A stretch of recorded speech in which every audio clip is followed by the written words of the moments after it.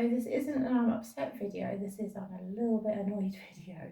So our channel is about Pom Pom and his life, his shenanigans as they call them, things that he gets up to, the care he receives, the love he receives, and my relationship with him, which is why we're Bunny and me. We're two peas in a pod and we come together. And this week during Pom Pom's illness, we've received a flood of support for Pom Pom being ill, for me looking after him. So many lovely comments that it really has helped us get through this difficult time. However, I've had to, and I don't normally do this, block a few people from the channel this week and even this morning because they are giving advice that if a rabbit is ill, you don't take them to the vets, you just try home remedies only. And somebody even said about getting a needle and injecting my rabbit with water myself, which I would never risk doing because I'm not trained in that field to do that. I could hit the wrong place and make him very ill.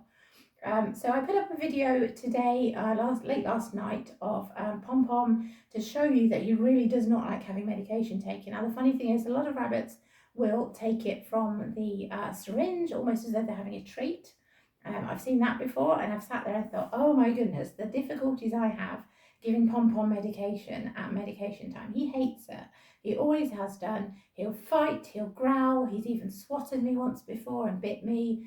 He does not like having medication taken. But equally, I don't mean to scare anyone, but if rabbits are in GI stasis or in any other severe health condition, they, unlike other pets, can deteriorate very rapidly. There are rabbits that have died within 24 hours of GI stasis, and it's a really sad fact, and we can't always catch it, you know, if something happens and we're not there. But the thing is, if you see them deteriorating, the first and foremost thing is take them to a vet, and to a rabbit-savvy vet if you can find one. It is much more preferable to treating them at home. By all means, use the complementary therapy and the treatments at home, the belly rubs, in addition to what the vet has prescribed. But if the vet says, take this medication, I've been told this week as well, back off the medications. You're going to make his tummy worse. Don't give him medication at all because he doesn't like having it.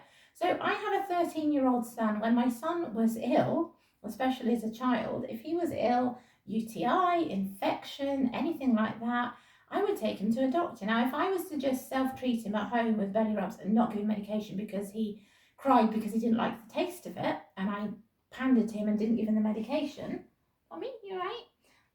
I would then, I would expect social services knocking at my door and saying, Oi, what are you doing? The kid is sick, he needs treatment, and you're not treating him. You try and get through? Yeah?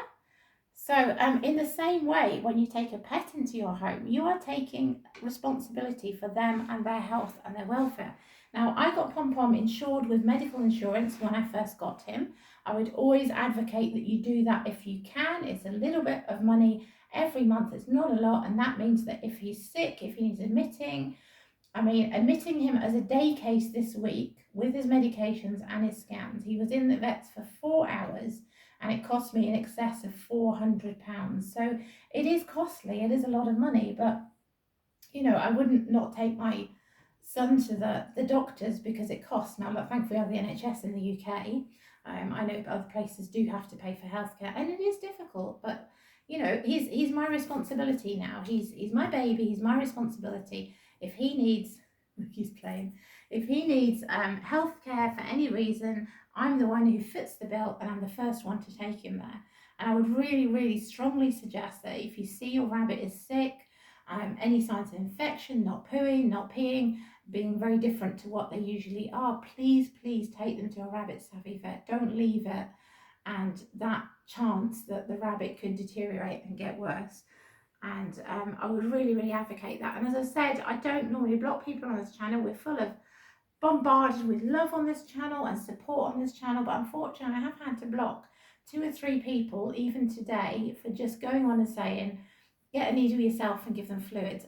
No, that's why I got him IV fluids at the vets, and that's why I'm giving him fluids by syringe in his mouth until he starts drinking again. So, you know, state the obvious, he needs to keep hydrated. I know that, and I'm making sure that he's got that.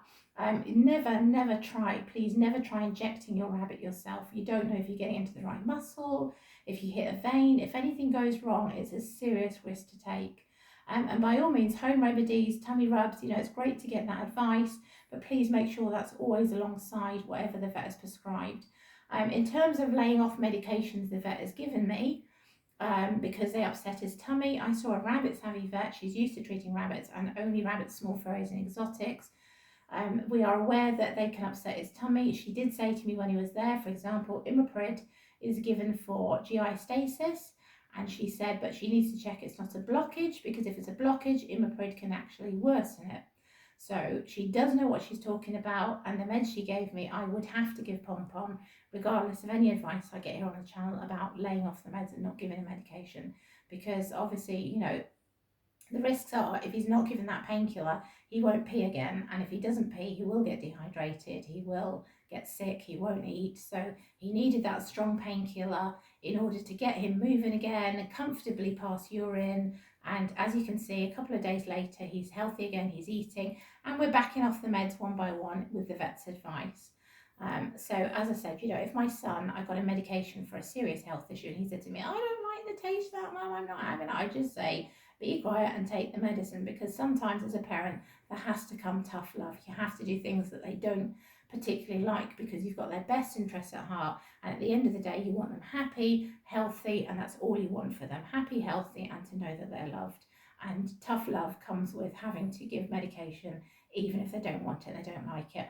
Believe me, we've tried all sorts of different ways of trying to give Pom Pom medication nicely and calmly, and he won't take it whatever. So it is a case of you have to catch him, you have to put him on the table, you have to hold him down on the table, and you have to give it to him, because he won't take it any other way. And if he doesn't take it, there is a risk if he deteriorates, I could lose him, and I'm not prepared to take that risk. Just on the tail end of that, I mentioned in a post and in a video today that I've had a tattoo done of Pom Pom's name on my wrist.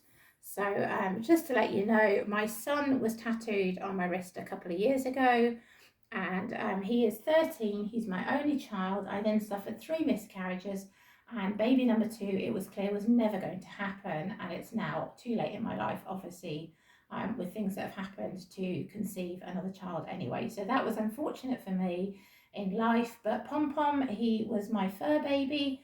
I am totally in love with him, so it was only right that my 2 children are on my wrist forever, in my on my arms and in my heart, as someone said today.